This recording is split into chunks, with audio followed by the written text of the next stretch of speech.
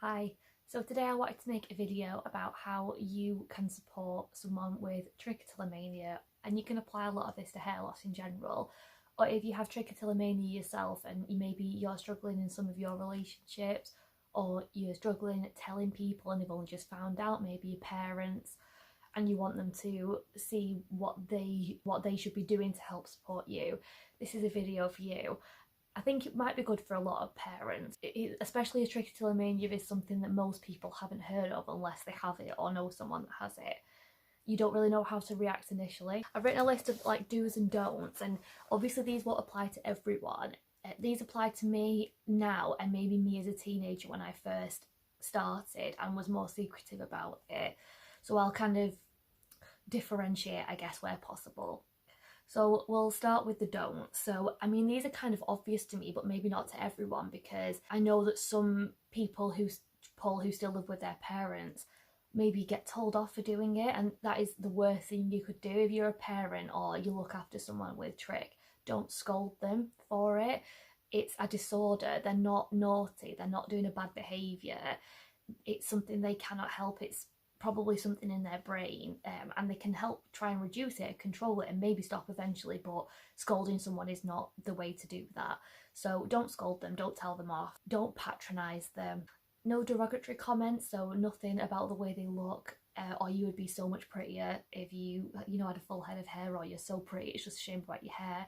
I mean, to me these are obvious, but to a lot of people they might not be. They really don't help. Telling someone with trich something like that isn't actually going to stop them doing it. That's not what works, so don't say things like that.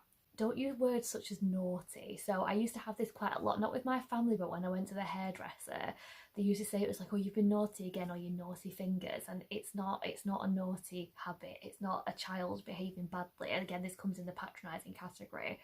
It's a disorder that I've got and this person has, and they need help controlling it, not being told off and being told they're naughty. Most of all, do not say, when you're going to stop, can't you just stop? Because they can't, or they can't just because you've asked them to.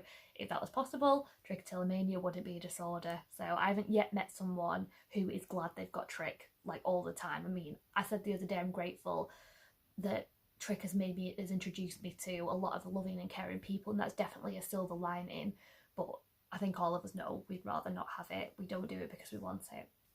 So now we've got all the rubbish negative stuff out of the way, let's get into the positive things. But I think the first thing you need to do, especially if you're a parent, is accept that your child or your friend or whoever has trichotillomania, and that is a disorder, and they may have this for the rest of their lives.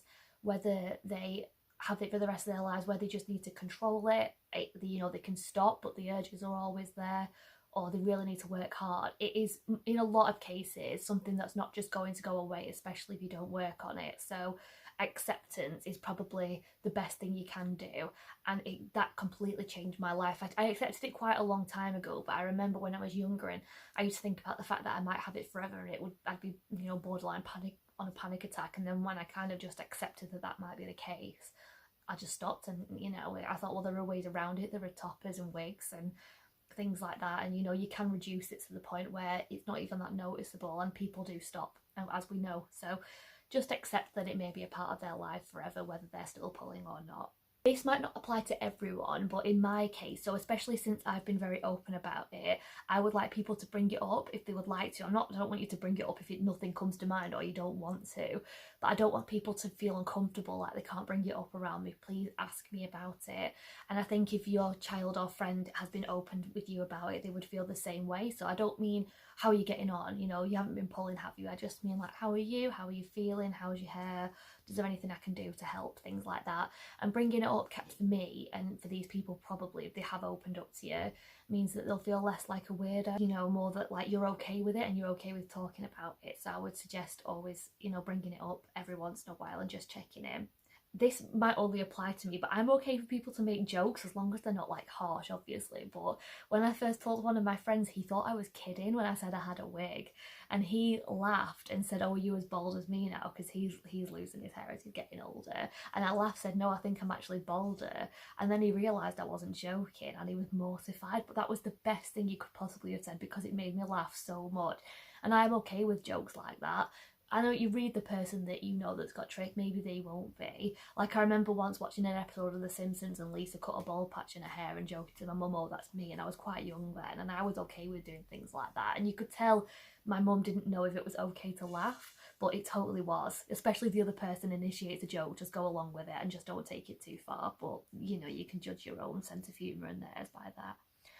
Ask how they are and how you might be able to help. So if you are a parent and you are responsible for the person that has trichotillomania, I think offering to help by letting them go to therapy, whether that's you're in the UK and it's on the NHS and it's free, or whether you choose to go privately, I do think therapy is, there's a reason that they pull, and whether it's just generalized anxiety or not. And I think going to therapy is the best thing that you could possibly do for them. I mean, most people I think should go to therapy anyway, just because in our modern world, a lot of people suffer with mental health issues and stress and things at least some point in their life. So yeah, definitely support them by asking them how they can help. Like I say, if you're their parent or guardian, let them go to therapy, cognitive behavioural therapy, or, you know, other types, or counselling. Maybe just talk to them about their problems, and when they tell you, instead of like desperately trying to offer a solution, sometimes the best thing you can say is, look, I'm really sorry this is happening to you. That's rubbish.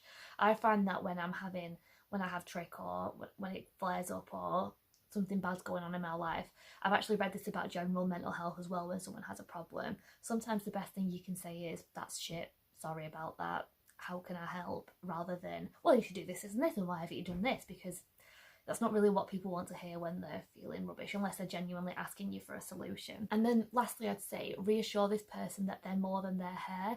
So I remember the first time I read something that said something like, you are more than your hair, or your self-worth has got nothing to do with your hair, and that became my mantra when I couldn't sleep at night thinking about trick. My self-worth is not decreased by the fact that I have trichotillomania and therefore have less hair. That is just not a thing. It's hair. It doesn't do anything. It just sits there. And it's, for me, there's nothing dangerous about my trick. I know for some people they ingest the hair and things like that, and that is, you know, you have to watch that for your health. But for me, all that trichotillomania is pretty, or not, or the lack thereof, should I say. So it's ridiculous that I have this thing and it causes me all this stress and anxiety, or at least it used to, and worrying what people would think of me, and all it does is make me look less conventionally attractive. So it's absolutely ridiculous, and just basically reassure this person I'm worth more than that. This is what my mum used to say to me, like, yes, you have trick, but that is one thing about you. It's one small thing, and you have all these things. It doesn't override everything else that's great about you. Everything, all of those things are still worth more, and in a lot of cases, and I've said this before, having trick can make you I think a more compassionate and better person, and understanding towards other people who have problems and things like that.